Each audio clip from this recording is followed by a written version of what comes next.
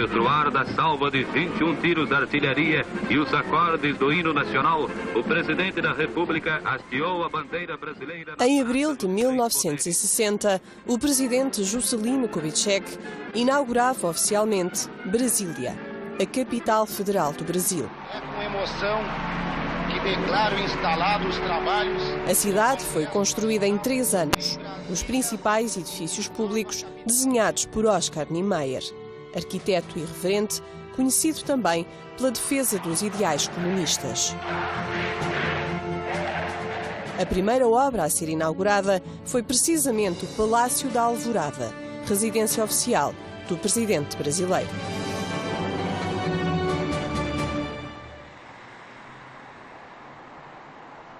Meses depois, era construído o Externato Infante Dom Henrique, inspirado na arquitetura do Palácio Presidencial brasileiro. A 8.000 quilómetros de distância, em Moimenta da Beira, interior de Portugal. O edifício tornou-se uma afronta ao regime de Salazar.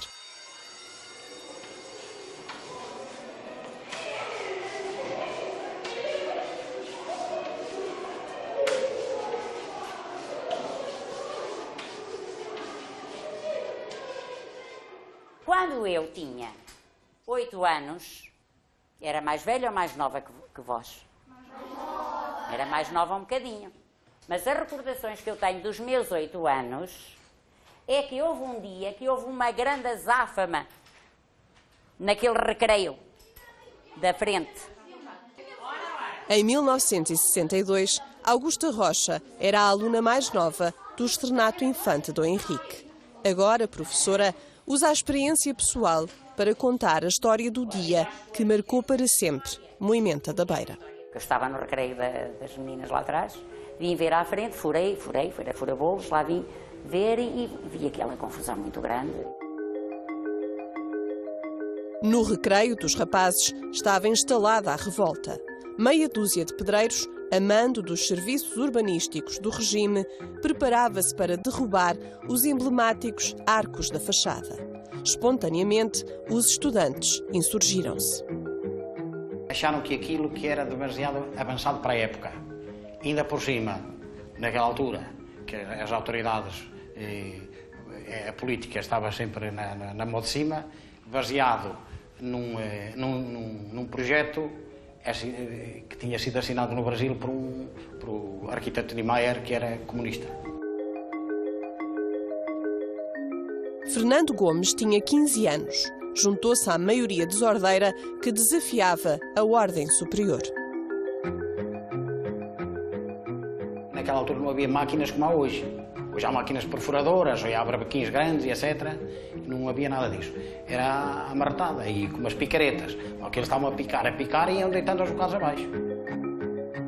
Estávamos todos aí a gritar que não queríamos obras, só queríamos arcos. Uma cantilena assim do género, não queríamos obras, só queríamos arcos.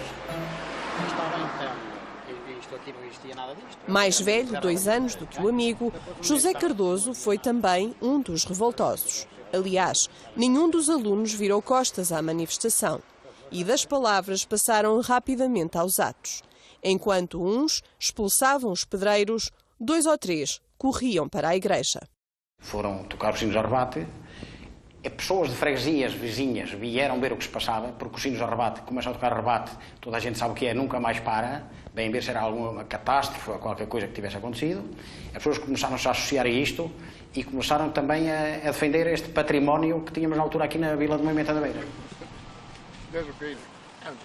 José Alves e Fernando Soares não andavam na escola, já trabalhavam, no campo e nas obras. Estavam longe da confusão, mas rapidamente juntaram-se ao povo e seguiram a rebate dos sinos.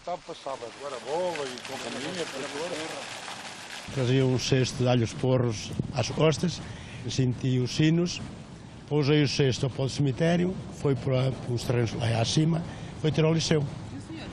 E eu andava aqui num prédio perto, também senti o sino ao rebate, e quem deu conta foi a minha falecida mãe, porque disse: Fernando, vamos embora, porque aconteceu alguma coisa em Moimenta. Porquê, mãe?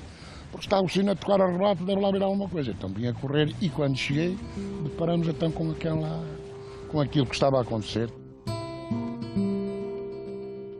Mal chegaram, puseram mãos à obra. Arranjaram cimento e areia numa obra vizinha e começaram logo a reconstruir o que já tinha sido derrubado. Apesar da acalmia aparente, as autoridades não perdoaram. Apareceu a GNR. Eram muitas, sei lá, devia ser o quartel todo lá de baixo, penso eu, não sei. Sei que eu e o outro, meu colega daqui, fomos levados aos dois, por dois GNRs, né? Começaram logo a tentar perguntar o que é que estava a passar, nós não dissemos nada. O que é que eles queriam saber?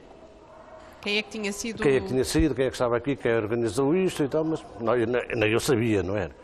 Entretanto, aparece lá o pai desse meu amigo, que foi lá do meu colega, que foi lá muito aborrecido, muita coisa a dizer, vocês não falam, não dizem nada, não respondem a nada, fica bem calado. E nós, pronto, está bem. Nas fotografias que retratam aquele dia, Luís Cardoso é fácil de identificar. Tinha na altura 17 anos. Era dos mais velhos. Porque estou a ver, estou ali, encostado ao arco, já semi-destruído do colégio naquela altura. Tinha já consciência na altura, tal como acredita ainda hoje, que a arquitetura arrojada do edifício era mesmo uma provocação encapotada ao regime. Penso que a arquitetura traduz também uma mensagem de quem está por detrás de uma obra física, não é? Se nós estivermos no colégio, é óbvio que quem assumiu a construção e aquele tipo de construção não foi impunemente que o fez.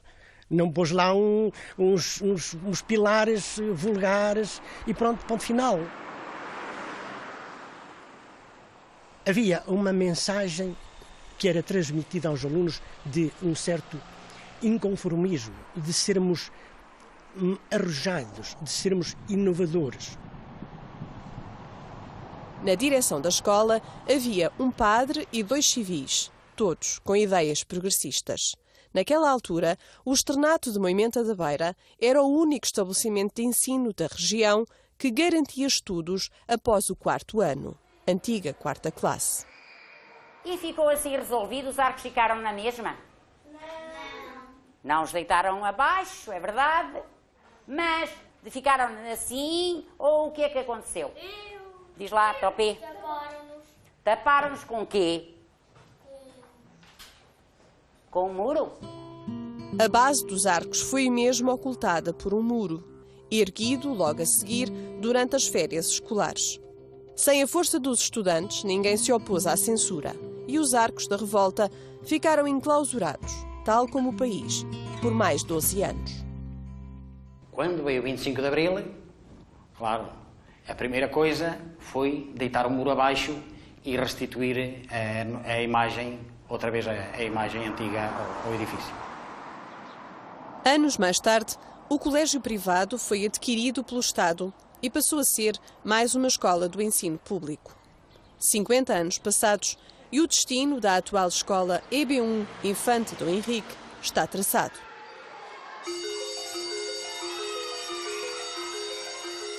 Estas serão provavelmente as últimas crianças a aprender aqui as primeiras letras. As aulas vão ser transferidas para um novo edifício. Na Escola Cor-de-Rosa será instalado um centro cívico e um polo da Universidade Sénior da Beira Interior. Na parede da entrada vai, contudo, permanecer emoldurada a carta enviada por Niemeyer um dia, a aprovar a réplica da sua arquitetura.